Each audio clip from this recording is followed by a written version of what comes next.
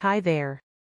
Many people know how to cook tasty and fluffy omelets in different ways, but I'd like to show you my own version, an omelet with cheese.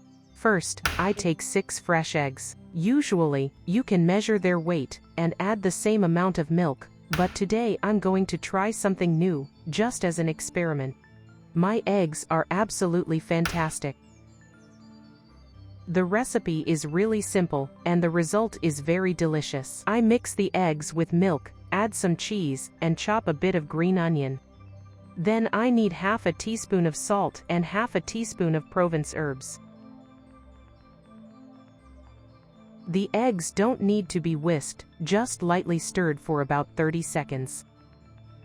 And finally, I use 70 grams of cheddar cheese with hot pepper. If you're cooking an omelet for children, don't use spicy cheese. The cheese I have has a noticeable spiciness and a rich creamy flavor, which I really like. But at the same time, the spiciness doesn't take away from the taste of the eggs and the Provence herbs. I'll chop some green onion. It will give the omelet freshness and make it more appetizing. It also adds brightness and a nice look, so the omelet won't be pale. The taste of onion goes perfectly with cheese, and while cooking it becomes softer and slightly sweet. Then I add 200 milliliters of warm milk. I mix all the ingredients without whisking. I line the bottom of the baking dish with 2 layers of parchment paper so the omelet doesn't leak. Then I grease the sides and the bottom with butter.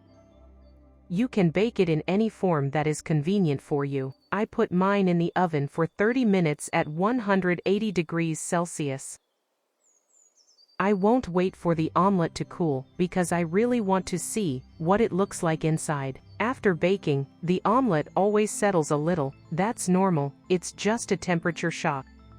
To the touch, I can't even describe how light and tender it is. It looks golden with a fresh onion aroma, and inside it's very, very juicy. Enjoy your meal. If you liked the video, please give it a thumbs up, subscribe to the channel, and see you next time. Bye.